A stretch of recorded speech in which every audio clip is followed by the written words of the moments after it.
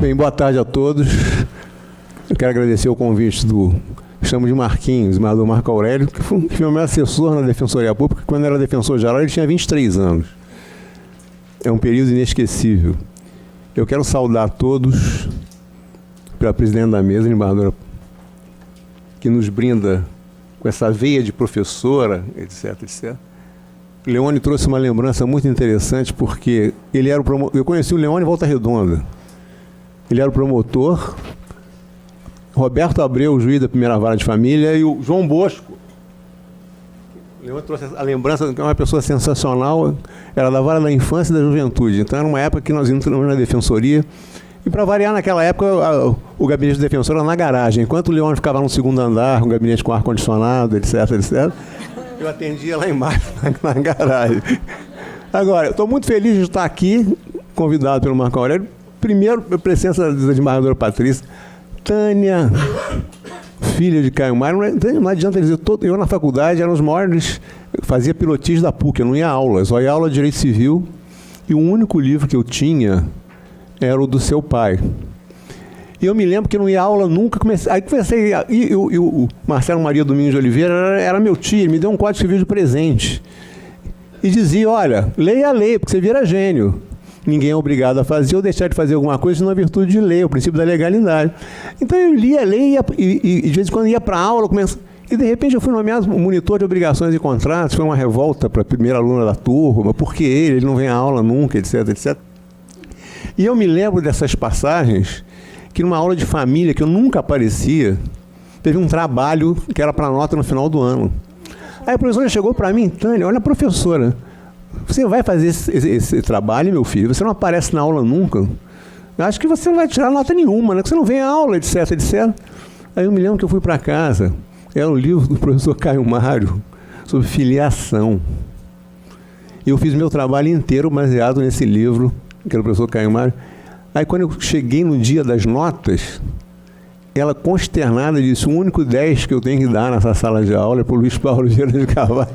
Aí foi a primeira vez, entendeu? Eu acredito muito no mundo espiritual, eu rezei que naquela época seu pai era vivo, que eu fiquei muito agradecido, professor Caio Mário, o senhor era meu guia. Depois eu adquiri um outro livro, que era do professor Orlando Gomes, então eu tinha a dupla, Caio Mário e Orlando Gomes, que eu venerava. E eu estou muito contente também por estar aqui, primeiro com a plateia, porque sem vocês não há fórum permanente na Emerge. Vocês são fundamentais, agradecemos muito a presença. Quem está aqui, quem está nas outras salas. Segundo, porque, olha com quem nós estamos. Além de Tânia Pereira, o Cláudio Guimarães, o presidente do BDFAN do Rio. Por acaso é meu sócio, eu voltei a advogar.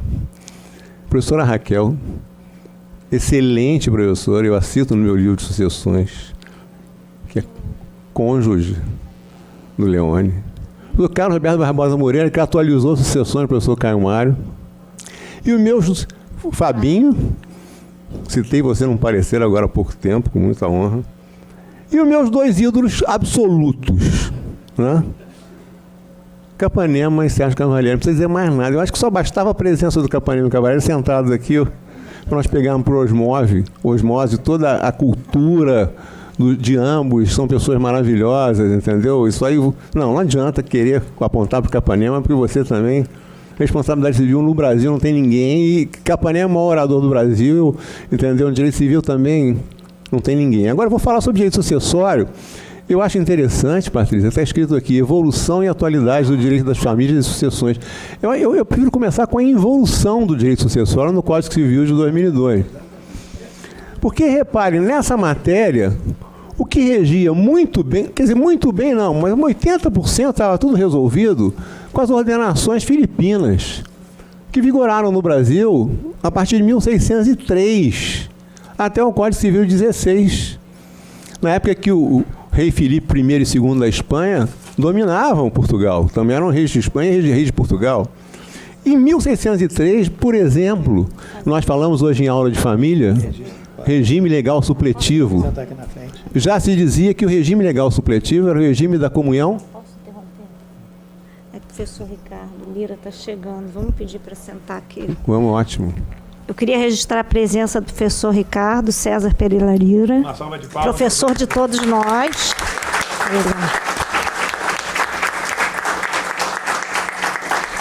E pedir para o senhor se sentar aqui na frente.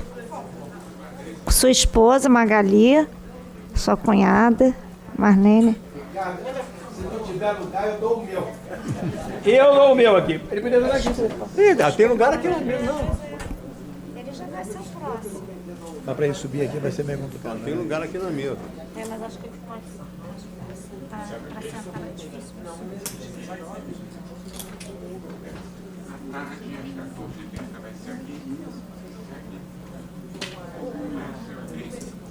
Meu mestre, quer vir para cá?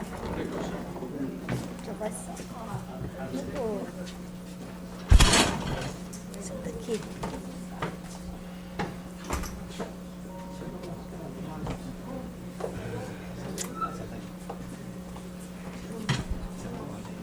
Eu vou tirar tudo, tá aí na sua frente.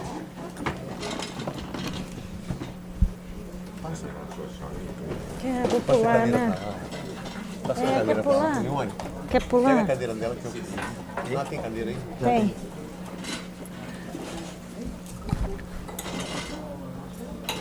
Carlos Roberto, vem pra Então cá. podemos continuar. Então, as ordenações resolviam muito bem, ou pelo menos em 80%, seja o problema de família, seja o problema das sucessões. Porque, por exemplo, o regime legal supletivo que vigorou no Brasil em matéria de casamento era o regime da comunhão universal, até a lei do divórcio. Olha o que diziam as ordenações em 1603. Antes de fechar, Como o marido e mulher para a plateia. Aí são meeiros de seus bens. Todos os casamentos feitos em nossos reinos e senhorios se entendem serem feitos por cartas da metade, comunhão universal. Salvo quando entre as partes outra coisa for acordada e contratada, porque então se guardará o que entre eles for contratado. E o mais interessante, a união estável propagada no Código Civil, na Constituição Federal, no artigo 206, parágrafo 3º, que antigamente existia o concubinato puro e impuro, a nova versão da união estável, chamada concubinato puro, as pessoas viviam como se casados fossem, sem casamento, já estava prevista nas ordenações. Livro 4, título 46, outrossim serão meeiros, provando os que estiveram em casa teúda e manteúda, ou em casa de seu pai, ou em outra pública voz, com fama de marido e mulher por tanto tempo, que segundo o direito basta para presumir matrimônio entre eles, posto se não provem as palavras de presente. Ou seja, o chamado casamento de fato e a união estável já estava criado em 1603. E em matéria de direito sucessório, o que havia naquela época, como o regime matrimonial do casamento, a regra era o regime das cartas da metade, comunhão universal, projeção econômica do amor físico e espiritual do casal, diziam os portugueses, não havia necessidade que o cônjuge fosse herdeiro. Ou pelo menos herdeiros necessários na criação de Justiniano, na novela 119, em Roma. Então, como é que era a ordem da vocação hereditária na sucessão legítima? Em primeiro lugar, herdariam os descendentes. Em segundo lugar, os ascendentes. Em terceiro lugar, os colaterais até o 10º grau. E em quarto lugar, o cônjuge sobrevivente. Mas por quê? Eles já estavam parados com a metade dos bens. Ele já era meeiro, já havia cartas da metade.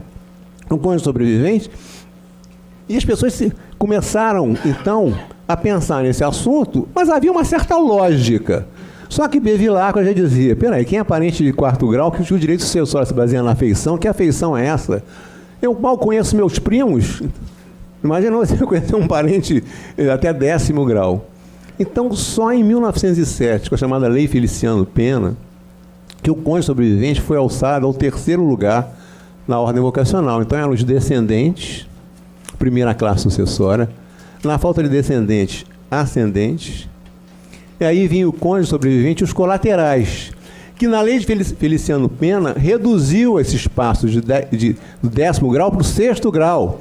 Mas a legislação posterior mesmo depois que o Código Civil 16 entrou em vigor, alterou um decreto que dizia que era em segundo grau, que dizem que era um interesse do Getúlio, outro que era terceiro grau, e em 1946, o artigo 1632 do Código Civil 16, foi fixado que os parentes sucessíveis seriam os colaterais até o quarto grau.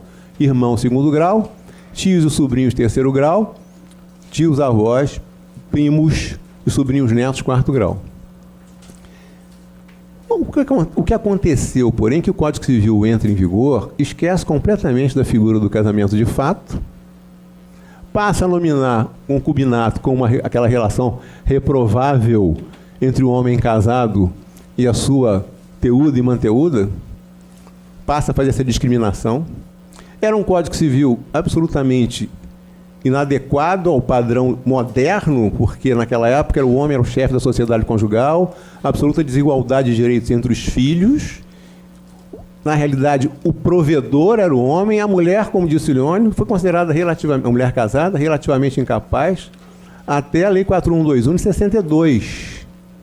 E em matéria sucessória, ainda se admitia que os herdeiros necessários só fossem os descendentes e os ascendentes, porque o regime legal supletivo era da comunhão universal.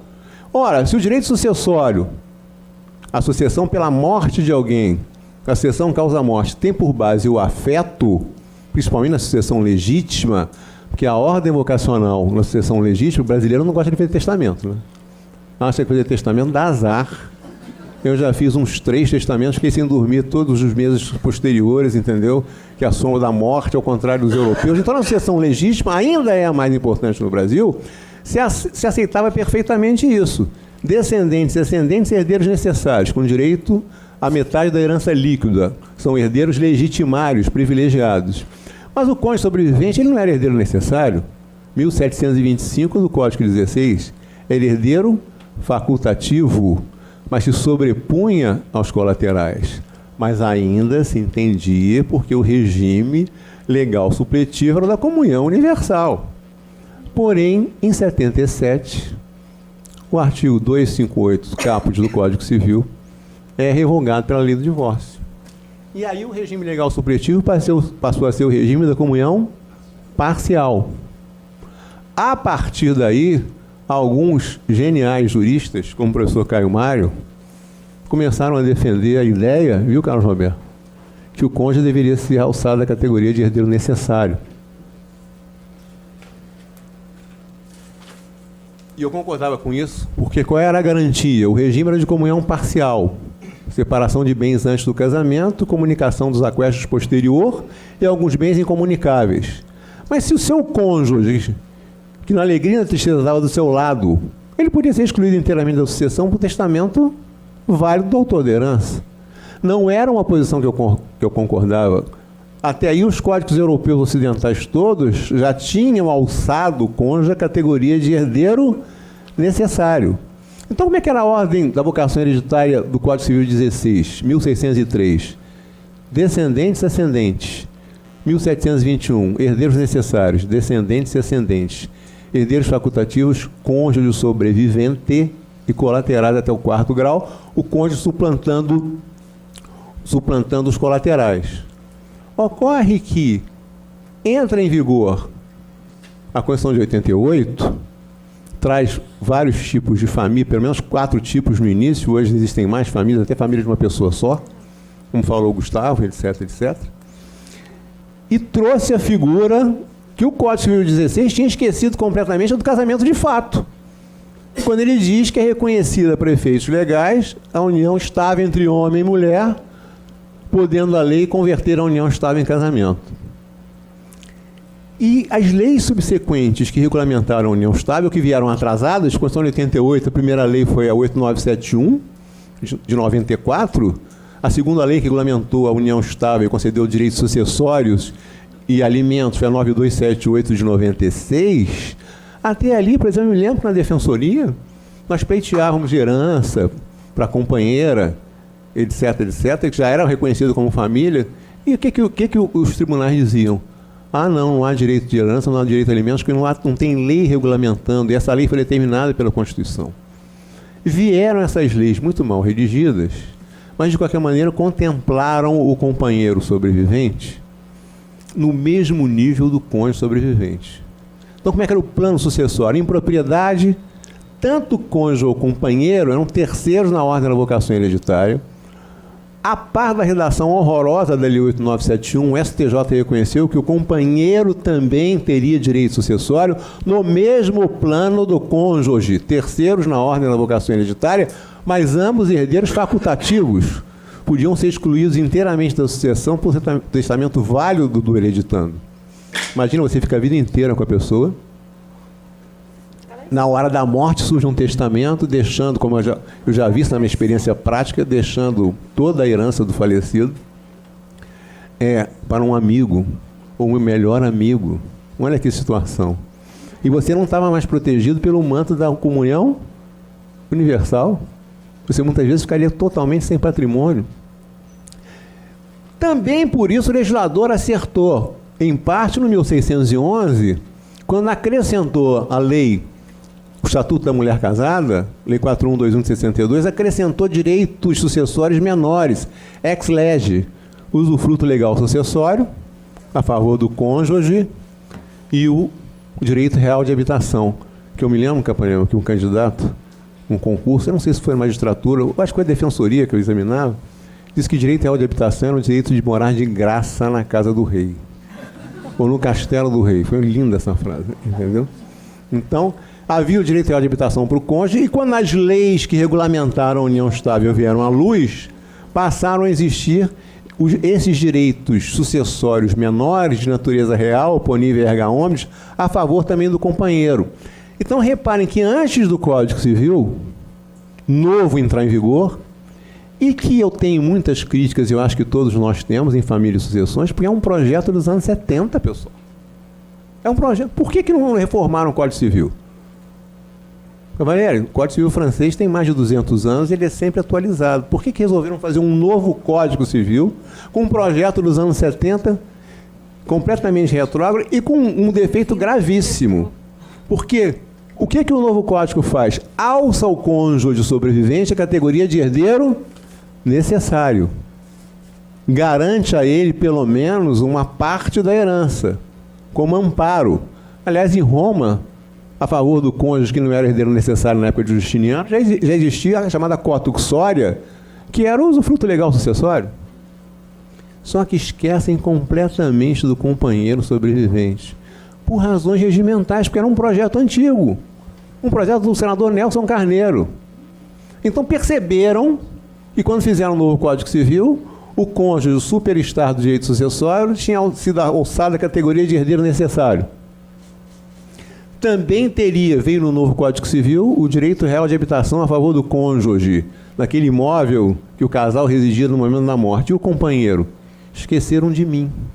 Ele não era nem nominado herdeiro necessário no 1845, nem nominado herdeiro facultativo no artigo 1850. É inacreditável.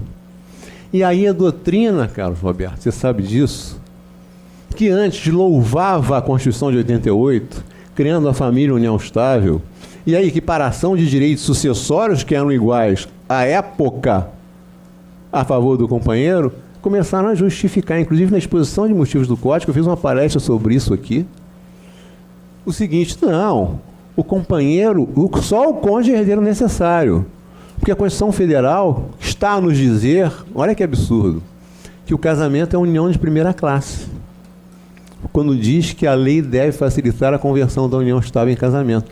Eu me lembro que numa palestra no CEPAD discute o novo Código Civil em 2002, eu defendi que, na realidade, era inconstitucional a nova regra do artigo 1790 do Código Civil, em que discriminava o companheiro perante o cônjuge, e, ao inverso, havia situações que o companheiro sobrevivente recebia mais benefício sucessório do que o cônjuge. Era um absurdo o 1790, que na época era um avanço, era direito sucessório para o concubinato puro. E a partir do novo código era um desacerto absoluto, mas vários amigos meus ganham uma bronca do ministro Moreira Alves por causa disso. Eu acho que vocês estiveram presentes naquele congresso, eu falei sobre direito sucessório econômico, porque eu dizia o seguinte: o cônjuge foi alçado à categoria de herdeiro necessário. Eu acho muito justo. Se ele estiver ainda no momento da morte ao lado do outro, é justo que ele seja amparado. O regime legal supletivo não é mais a comunhão universal. Acho que ele tem que ser herdeiro necessário, ele tem que ser preservado um patrimônio para ele. E o companheiro, a maioria já estava dizendo que a união estável era uma união de segunda classe e que, por analogia, o companheiro devia ser considerado herdeiro facultativo. Embora o mais impressionante do Código é o seguinte, que nem no 1845 o companheiro era considerado herdeiro necessário, nem no 1850 era considerado herdeiro facultativo. Ele estava no limbo absoluto. Aí eu defendi que era inconstitucional. Se não me engano, foi a primeira pessoa, acho que defendeu isso no Brasil. Isso foi em 2002. Talvez o professor Zeno Veloso tenha defendido. E o que aconteceu? Quando acabou a minha palestra, o ministro Moreira Alves, o monstro do direito, botou o dedo na minha cara e falou assim: Luiz Paulo, você fica com essa mania de defender a união estável. Eu falei: ministro, eu vivo em união estável. Eu nunca me casei. Para nós, no Supremo, o casamento tem muito... Ao lado da esposa dele. Eu estava na bancada ainda quando acabou, entendeu? Foi um negócio ótimo, foi muito bom, teve debate. E eu quero dizer o seguinte, lá no Supremo nós achamos que o casamento tem muito mais valor que a união estável, porque o senhor não ignora, doutor Luiz Paulo, que a própria Constituição diz que a lei deve facilitar a conversão da união estável em casamento. Aí eu falei isso, não sei se eu me arrependo ou não me arrependo, mas saiu. O senhor não está mais no Supremo, ministro. O senhor está aposentado. E eu ainda hei de ver, antes da minha morte, o Supremo Tribunal Federal declarar o artigo 1790 do Código Civil de 2002 inconstitucional. E isso aconteceu. Isso aconteceu. Eu escrevi sobre isso. Emerge discute o novo Código Civil, eu escrevi sobre isso, entendeu? Que era inconstitucional 1790, etc. Isso veio a ocorrer e é um avanço sensacional, porque a doutrina que dizia que era inconstitucional era minoritária na realidade. Os doutrinadores, meus amigos, começavam a dizer: não, a Constituição discriminou. A união estável é um meio de se chegar ao casamento, que a lei deve facilitar a conversão da união estável em casamento. E sabe quem começou essa lição? O seu pai, Carlos Roberto. Escreveu um artigo maravilhoso, bem fundamentado sobre isso, e a doutrina se inclinava para essa tendência. Eu dizia que não, até porque eu vivia a união estável. Olha, a minha experiência de viver a união estável é uma maravilha. Por quê? Por quê? Porque não tinha problema nenhum. É como se fosse casado. O porteiro chegava, sua mulher chegou em casa, não dizia: ó, sua companheira, entendeu? Antigamente concubina pura, doutor, chegou em casa. É o mesmo tratamento. É o mesmo tratamento. Agora, por que imagina, eu chegar para a Monte e dizer: Mônica, como você não casou comigo, a nossa união de segunda classe, eu fiz um testamento deixando tudo para o Luiz Cláudio Guimarães. Toda a minha herança. Eu não tive filhos com ela, não fiz testamento, já revoguei uns 3 testamentos. Cada vez que eu me aborreço com o beneficiado, eu vou lá e revogo.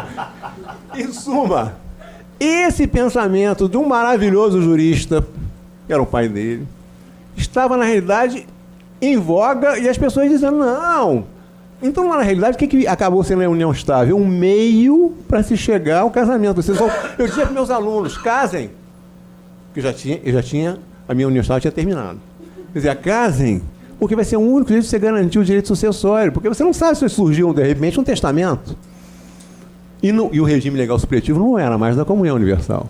Então, o Supremo, naquilo que eu tinha dito ao nosso queridíssimo ministro, no recurso extraordinário 878-694-646-721, em 15 de 5 de 2017, afirmou que o artigo 1790 era inteiramente inconstitucional. Aliás, o órgão especial do Rio de Janeiro já tinha dito isso. O órgão especial de Sergipe também.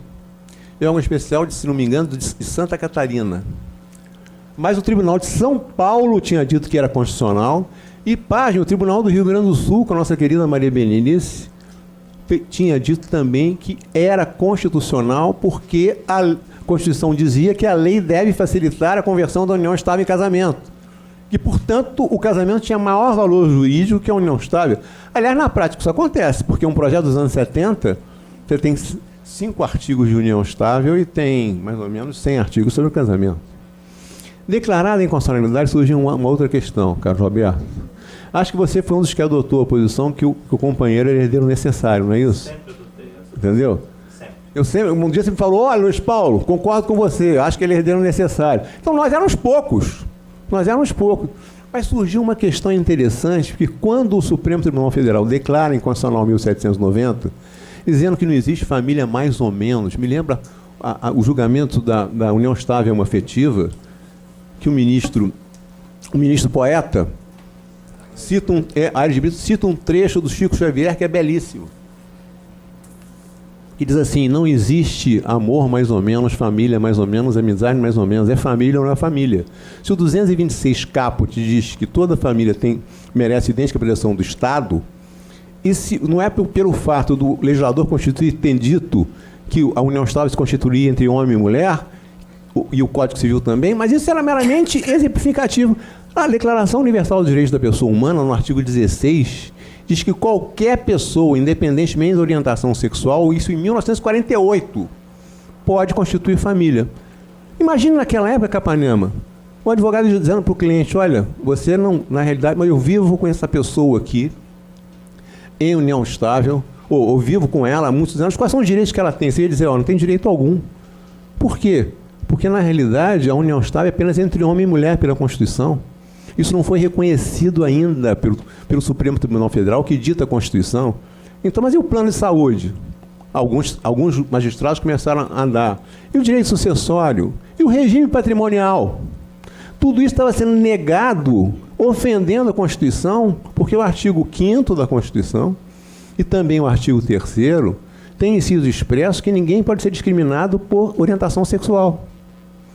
Então, vem essa proteção à união estável, vem o reconhecimento da união estável homoafetiva, e esses dois recursos extraordinários versaram sobre direito sucessório, o 878.694 e o 646.721. Mas o que remanesceu nessa questão? Extirparam do ordenamento 1790. Portanto, na ordem da vocação hereditária, onde está escrito cônjuge, leia-se companheiro.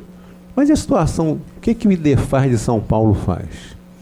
Entra com embargos de declaração, pedindo que o Supremo declare o termo inicial da aplicação do julgado estaria errado, tecnicamente está, mas o advogado é mais conveniente, mas principalmente que declarasse que o companheiro não era herdeiro necessário. Eu fiquei impressionado. Mas então, que equiparação é essa? E Bedefan também entrou com embargo, ao contrário, queria que declarasse que o companheiro era herdeiro necessário. Os embargos foram rejeitados porque o assunto não foi ventilado no acordo. Então, até hoje, esse assunto é discutido. Nós do IBDFAN, por exemplo, temos colegas brilhantes que defendem. Mário Delgado já escreve artigo sobre isso, que, embora haja uma equiparação no 1829 e incisos para o companheiro e o cônjuge com os mesmos direitos, ele não é herdeiro necessário. Então, que reequiparação? Na realidade, foi uma reequiparação, que antes eles estavam no mesmo plano, só uma reequiparação em maior nível.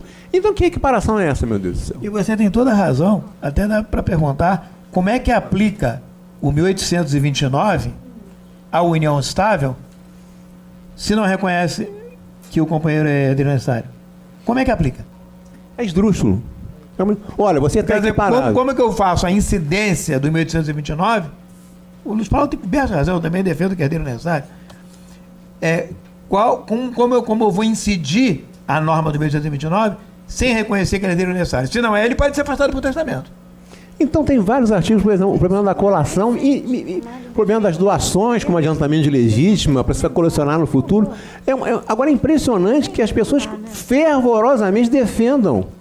A maioria mudou de opinião. Por exemplo, Tartucci declara que mudou de opinião. Reconhece que nós defendíamos que era herdeiro necessário e que ele mudou de opinião. Porque não há sentido, imagine.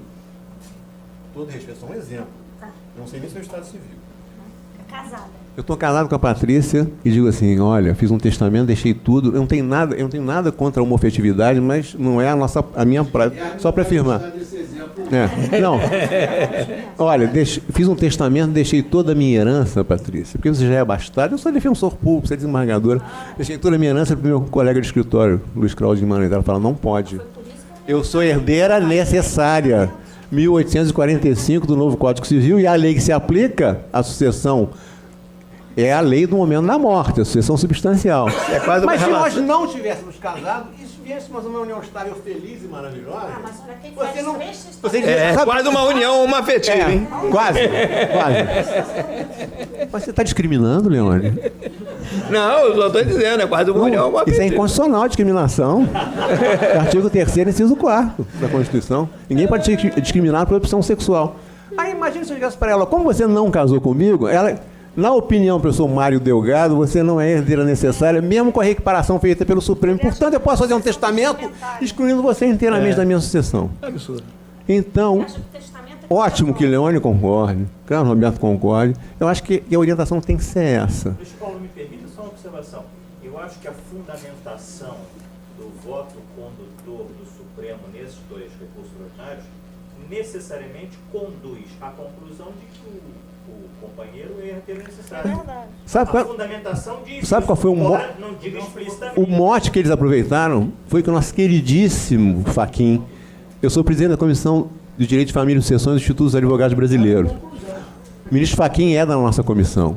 Mas no voto dele, no segundo recurso, ele deixou escapar que havia uma diferença. Esse foi o mote que o IDEFAS ingressa com os embargos. Ele deixou escapar que havia uma diferença, embora ele não pense assim, não entendi aquilo. Tá? Que havia uma diferença porque o cônjuge era considerado herdeiro necessário e o companheiro não era. Pronto. Aí vem o IDEFAS, que é um instituto com todo respeito, de família em São Paulo, muito conservador, e entra com os embargos. Mas, de qualquer modo, eu acho que essa involução causada por um projeto dos anos 70, pelo menos em parte, foi reerguida pelo Supremo. E como a nossa presidente já avisou que eu tenho pouco tempo, eu queria falar sobre multiparentalidade, inclusive no campo sucessório. Eu acho muito interessante. O que acontecia antes? E os senhores sabem disso, nós estamos só conversando sobre direito. No Superior Tribunal de Justiça. Se eu fosse filho e descobrisse que meu pai registral não era o meu gerador, no caso, por exemplo, da família Stern, isso é conhecido nos jornais, Hans Stern, solteiro, teria tido uma relação com uma mulher casada e o marido, aplicando a presunção pai ao que as núpcias demonstram, os filhos foram registrados em nome desse marido. No leito de morte, a mãe chamou os filhos, um deles é deficiente em alto grau, e disse, olha, na realidade o seu pai não é o seu pai, está no registro. É o Hans Stern, aquele rapaz pobre, mal quebrado. E já tinha falecido, já tinha casado posteriormente 2 herdeiros. Ora, sem brincadeira, se minha mãe no leito de morte dissesse, o seu pai é o Roberto Marinho, que me perdoe, meu pai queridíssimo que está no mundo espiritual, Luiz Vieira de Carvalho, ia entender. Eu ia ingressar com a ação de investigação de paternidade. Vamos lá na competição de herança. E eles ingressaram com a ação. Lógico, ingressaram com a ação. Mas só que acontecia no STJ um fenômeno interessantíssimo. Quando era o próprio filho que entrava com a ação de investigação de paternidade, prevalecia a paternidade biológica, 227 da Constituição, em detrimento, 227, parágrafo 6º da Constituição, em detrimento do 227, caput da paternidade socioafetiva. Mas, por exemplo, quando fosse uma adoção brasileira, parece o nome de feijoada, né? É adoção.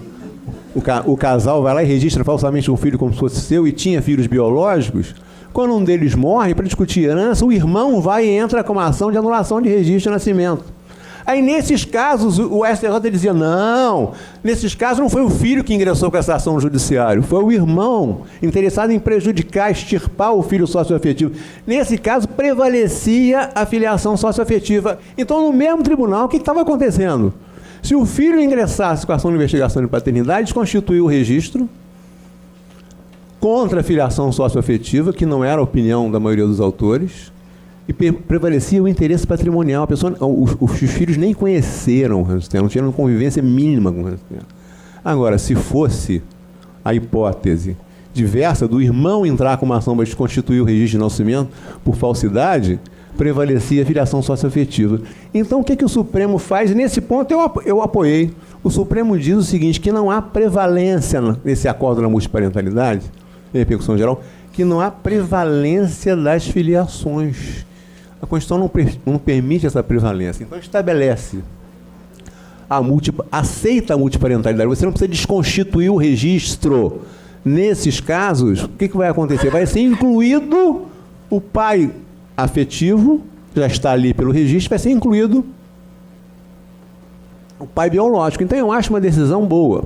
E aí eu me lembro que lá no IBDFAM começaram a escrever um artigo questionando o seguinte: e a herança? Então a pessoa vai ter direito, no caso de multiparentalidade reconhecida, depois, como diz o Leone, eu concordo inteiramente, não há mais legislação. O que existem são resoluções. A reprodução assistida, sabe o que vigora? Na realidade, o Conselho Federal de Medicina. É um negócio inacreditável. Então, o que acontecia? Começaram a questionar, mas espera aí, a pessoa vai ter direito a herdar de dois pais? E o Luiz Cláudio escreveu um artigo dizendo o seguinte: sim, vai ter direito. Em primeiro lugar, os filhos de qualquer origem têm os mesmos direitos. 227, parágrafo 6º. E mais, não há nenhuma novidade nisso, pessoal. No tempo do Código Civil 16, da adoção simples, o que acontecia? Na adoção simples do Código Civil 16, o vínculo com a família do filho adotado persistia. E apenas estabelecia o parentesco, o Cavalieri sabe muito bem disso, entre adotante e adotado. E havia a possibilidade legal de receber herança duas vezes, uma do pai adotivo e uma do pai biológico, que persistia. Então, nós escrevemos um artigo dizendo que não há nenhuma novidade. Ora, se ele é filho, e se o direito reconhece a multiparentalidade, acha até um exagero na resolução, a resolução da multiparentalidade, você ir a um cartório, de repente, determinar, entendeu? Sem ir a juízo, sem nada, sem apreciação daquela multiparentalidade. Me contaram outro dia que chegou um escrevente me contou que chegou lá uma moça com um filho no colo recém-nascido e com um casal para fazer um registro. Entendeu? Para fazer um registro. E aí, mas peraí.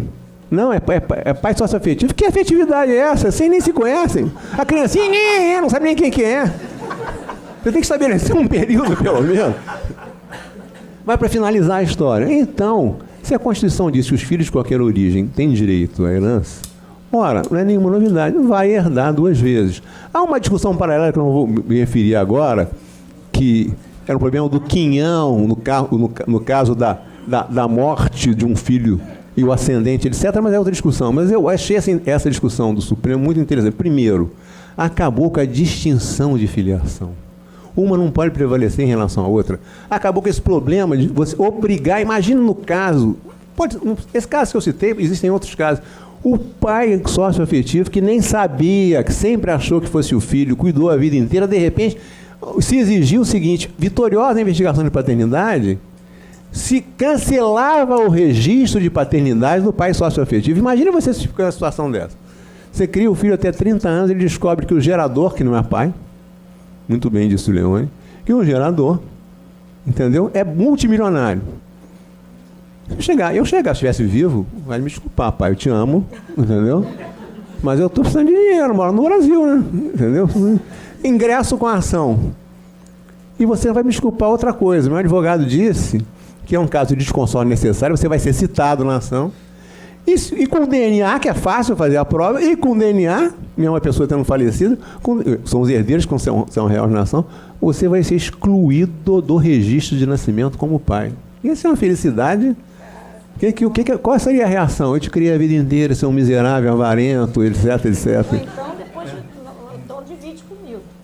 Então, a multiparentalidade eu acho ótimo, acho bem meio frouxa essa resolução decidir sobre multiparentalidade, mas isso, em suma, é um panorama do direito sucessório. Acho que houve uma evolução que não foi voluntária, porque o que foi adotado do direito sucessório no Código Civil, do direito de família, é um projeto dos anos 70, o Código.